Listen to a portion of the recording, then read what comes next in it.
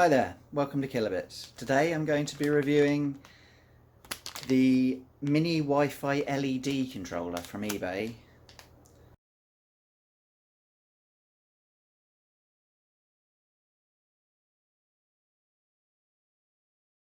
That's the eBay listing for it, and it's a max output 100 watts.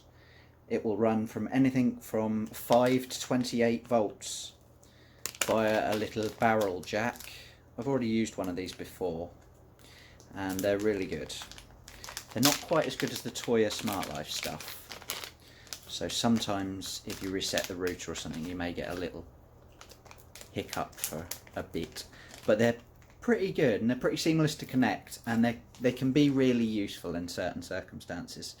So I'm going to now run you through why I got a second one of these. The first one is controlling a big LED strip that you may see, and you'll see the light coming from it in other videos. Anyway, this one I've purchased because my LED strip that's connected to the back of the TV, the controller on it has died. It was just a USB powered one. It looked pretty smart when it came, but a year later it's just given up. So I've purchased one of these and it's going to replace the controller. So I've snipped off the controller already and I've done a bit of soldering, but it also comes with, difficult to get it to focus on, one of these. So what you can do is you can just solder it directly to your RGB strip like I've done here, and then as long as everything looks good, tape it up, and then it's ready to plug straight into your controller, which is really nice actually. It's a useful thing if you need to turn a dumb LED strip into a smart LED strip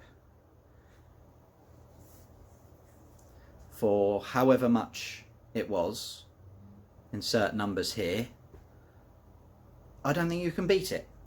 It uses the Magic Home app, which is alright.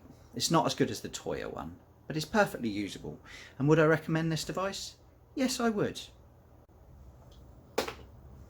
So as well as coming with this plug, certain ones come with, if you spend the extra £1, you get a remote sensor, so you can use one of those remote controls. I do not want that. That would be annoying. But it also comes with a little sticky pad that you can stick it to whatever you're trying to control, the back of the telly in this case. And for the price, I don't think you can argue with it. One thing I would say, sorry, you'll have to look at my back for a moment, is once you've soldered these on, obviously you'll want to cover that up so that no one but you can barely see. Well, once you've soldered those on, you'll want to cover it up with a bit of tape or something like that. You wouldn't want it shorting out. But the other problem I've had with these is,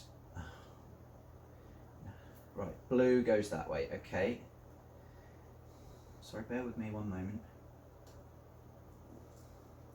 Is that plug is not 100% secure. You know, it's just some pins in a hole. That is the sort of standard LED way of doing it, so I understand why it's like that, but you may want to then just tape the whole unit to the cable, making sure the cable's in there nice and tight. There's not really a better way of me showing you, but you'll see the end product in a second. So there it is, all taped together lovely. And then I can get my sticky pad, hide it behind the TV, like so. Sticky, sticky.